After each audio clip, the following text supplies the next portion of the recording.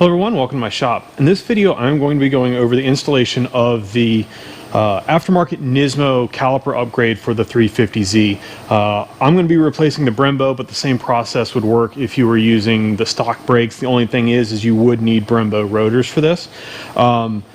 Really cool kit, really easy to install. I'm going to go ahead and get the vehicle up in the air, get the wheel off. We'll get the camera a little bit closer and we'll talk about some of the differences and why I'm making this switch, and then we'll get into the actual install. So real quick before we get into the install, the reason I'm doing this upgrade is a couple of reasons. One, this car is basically a dedicated track car at this point, so I do want a little bit better braking, but I don't actually have a problem with overheating my brakes, so I don't need a big brake kit like the Akabono setup from the 370 or something even bigger. What I like about this kit is it uses the standard Brembo 350Z rotor, which I've already upgraded to a two-piece rotor, so I already have a lightweight setup.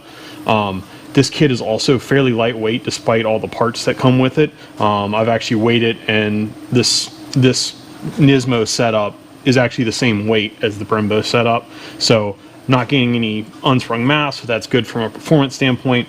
But a couple of the other big things that happen with this kit, this is a forged caliper versus a cast caliper, so this is a lighter, stiffer caliper. You've got this mounting bracket that mounts the caliper a little bit differently. It bolts so that the bolts are radially outward. That once again kind of helps with stiffness and movement of the caliper. But the real big advantage to this kit is, if you look at the front of the 350Z, the Brembo is, I don't know, clocked up a couple, 10, 20 degrees, and it tends to lead to a problem with 350Zs because of the weak front wheel bearings called pad knock. When you're tracking these cars and you're doing a lot of, especially like slalom back and forth, as these wheel bearings fail, the rotor and everything moves and it'll actually push your pads out. So then when you come into a big braking zone, you hit the brakes and you don't have brakes. So extremely annoying, very disconcerting. So what this kit does is, not only does it go to this nice forged lighter caliper, but this bracket actually rotates so that the caliper is horizontal. And what that does, even though it doesn't actually change the amount of movement, because it's further down on the caliper, the rotor doesn't move as much, so you do kind of solve that pad knock problem. It also has one additional advantage. Now granted, this is a worn Brembo pad, this is a brand new pad. These calipers are wider. They're a standard StopTech ST43 caliper, and with the 30mm thick Brembo rotor, you can actually run a 20mm thick pad. The factory Brembo pad is only 15 or 16mm, so you get more pad, so you get more life out of the pad, but it also helps with heat because the thicker pad takes longer to heat. So I said overall fairly easy install. The only other thing to note before we go on, regardless of whether you're going from a Brembo or a stock rotor or stock caliper setup to this NISMO / StopTech kit, you do need a banjo bolt style braided stainless steel line. It does not come with the kit, so you do have to order it separately. This is the NISMO / StopTech brake line. There are plenty of other options out there. You cannot use the factory style Brembo two-piece, or I guess three-piece brake line kit that like Z1 sells and a couple other people sell, that actually uses the hard line on the back side of this. You have to have a banjo bolt style. So I'm going to move the camera around now that I've kind of talked about why I'm doing this, and we're going to start going into how we get this off and then how we get this bigger NISMO setup on. The first step for my install is going to be to remove the factory style Brembo brake lines. I've got a block over here that needs to get loosened, a block here that needs to get loosened, and then it'll be hard to see on the back side, but I'm also going to remove the hard line off the back of this caliper before I remove this bracket here. So I'm going to get all of these parts loose and off before I go ahead and disconnect the brake line back here. So I will come back right before I disconnect this brake line. I now have all the mounting lines, or all the mounting brackets for the brake line removed. At this point I'm going to go ahead and remove the hard line from the caliper. If you already have a braided stainless line, you can do that now too. Bear in mind this is going to start leaking fluid, so have something in place to catch the fluid. Next up is going to be to remove the hard line from the flex line down here. Once again, there is fluid here. Good idea to have paper towel around. I'm gonna go ahead and get this loosened, start sopping up some of the brake fluid, and then we'll work on getting the clip off and getting the soft line off. You definitely want to get this loose before you remove this clip. Now that we've got the hard line separated from the soft line, we do need to get this clip off of here. This clip can be kind of a pain. It tends to help to have a flathead screwdriver and a set of pliers around. A lot of times you can just kind of, it's kind of hard to see here because of the paper towel, you can kind of brace against the bracket itself and start to pry this out, or you can grab a set of pliers and work it the rest of the way off. Once that's off, you can remove the soft line like this and get it out of the way and finish removing. And then you will want to do something about this dripping brake line. I'm going to put a paper towel here for now, and then I will do something a little bit more permanent while we work on replacing the caliper. At this point, I've removed all of the brake line leading from the hard line all the way to the caliper and all the bracketry for it. At this point, we're ready to remove the caliper. Two 22mm head hex fasteners here. All you gotta do is loosen them. They are pretty high torque. You may need a breaker bar and some other stuff. You can also potentially rotate the wheel out and get at it with an impact wrench. With the mounting bolts removed and set aside, because you will need them later, now it's just a matter of working the caliper off. You may have, it might take a little bit of work to get it free from the rotor, especially if you've got any kind of lip on here. Bear in mind, you probably will have some fluid come off the backside, so just be aware. So with the Brembo off, I'm going to go set this out of the way, and we'll start getting ready to install the new StopTech caliper. Now that we've got the old Brembo out of the way, now it's time to start working on installing the new setup. So it does come with brackets. They are left and right specific. They are actually etched, both that this is the left side, or in my case driver's side, as well as what is the rotor side. So this is going to go on the back side. We're going to use the So this is going to go on the back side. We're going to go ahead and use the factory fasteners to install this. I am going to put a little bit of blue Loctite on these threads. I'm not going to douse them just a tad bit on here. You don't really want to coat it too much, otherwise it'll affect your torque spec. I now have the bracket in place, snugged up. Once again, it is marked left side and which side faces the rotor. All the machining kind of pockets and everything are on the knuckle side, and it goes between the knuckle and the rotor.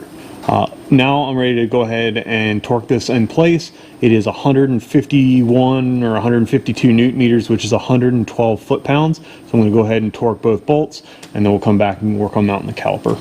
So before I go ahead and mount the caliper, I am going to go ahead and put some brake part lubricant on the kind of critical areas of this caliper, which are these kind of stainless steel slide areas. You've got two on either side, or one on either side, and the top as well. I'm just going to go ahead and do it now before I slide it onto the rotor, because it'll just be easier. Now that I have the slide areas lubed, we're going to go ahead and install the caliper onto the mounting bracket. A couple things to note, because calipers aren't necessarily marked left and right, the bleed screws should always be facing up, so that kind of tells you which one goes on which side. Also, with the mounting hardware, there is a set of washers. There's a washer and a flange nut that go on here. Make sure that the washer is not on the bracket before you put the caliper on, otherwise the caliper won't seat properly. So I'm going to go ahead, align this, and install it. Install both washer and nut onto the hardware. And then this is a 13mm hex. You'll probably want a deep socket for this. And the torque spec for this is 30 foot-pounds. So I'm going to go ahead and get the caliper bolted in, and we'll talk about loading the pads up. Before we load the pads, we need to go ahead and remove the cross bolt here. If it's not loose, it's a 10mm nut on the back side and a 5mm socketed cap screw on this side for a hex. Don't lose the nut on the back side. There is also a washer that may come off with the bolt, so be careful when you remove the bolt. And then the cross bolt or bridge just remove straight out.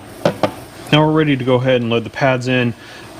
So these are very thick 20mm pads. These are some Hawk DTC 60s that I use for the track. So they just slide right in real easy. So now those are in place.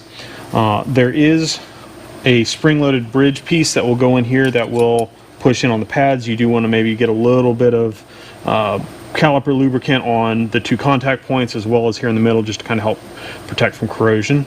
So trying to work this into place is a little bit of a challenge, so I'm going to hold this in place here and work on getting the cross slide or cross piece here lined up and inserted.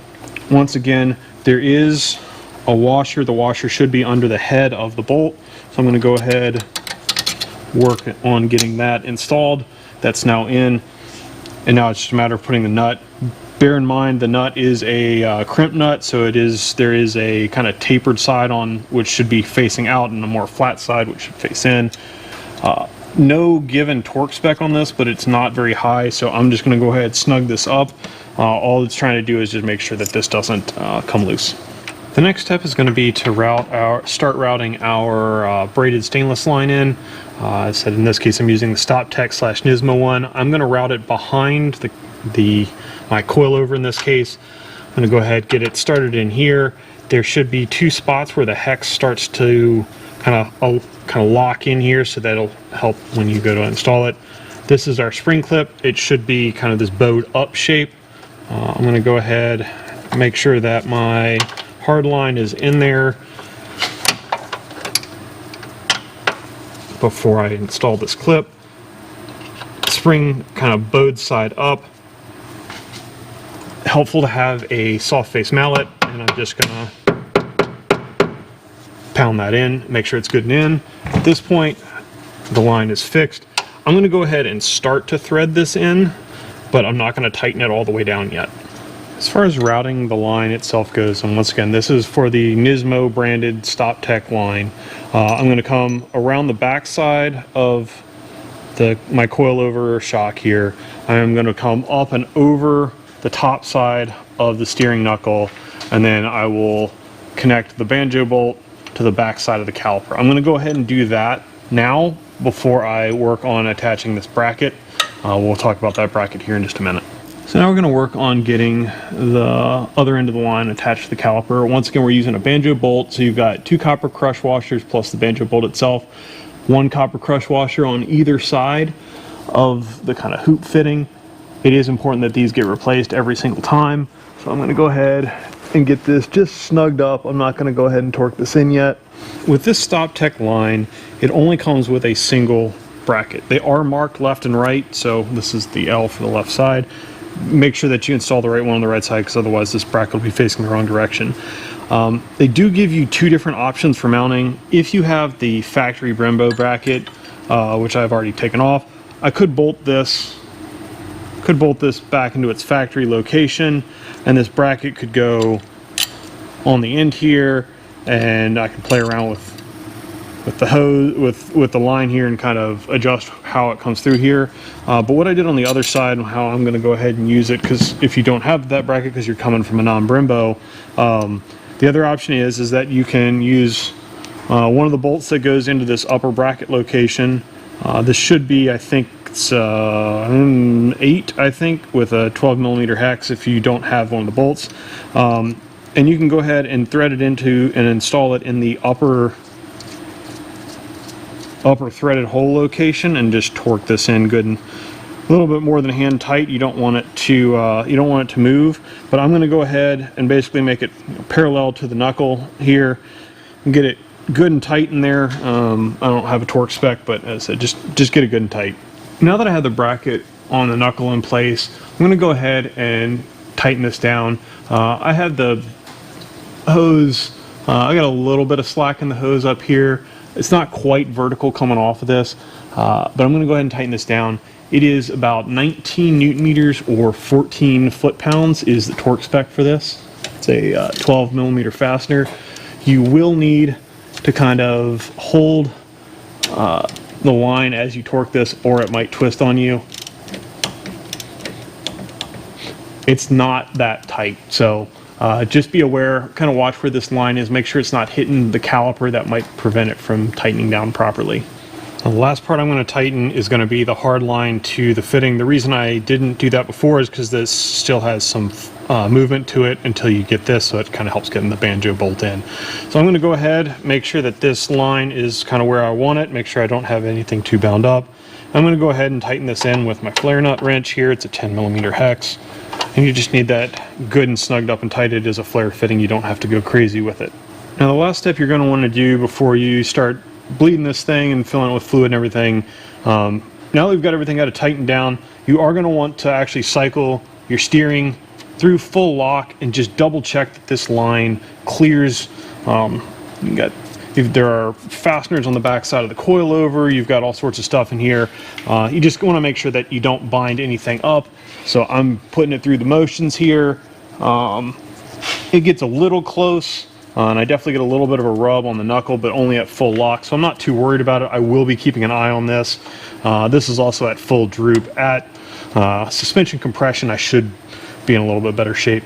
So that's it for the physical install. At this point, I just need to go ahead and bleed my brakes, which I need to do a flush anyways. So bleed the brake system, check for leaks, make sure you've got good pedal feel and everything, bolt the wheels back on, and you're ready to go.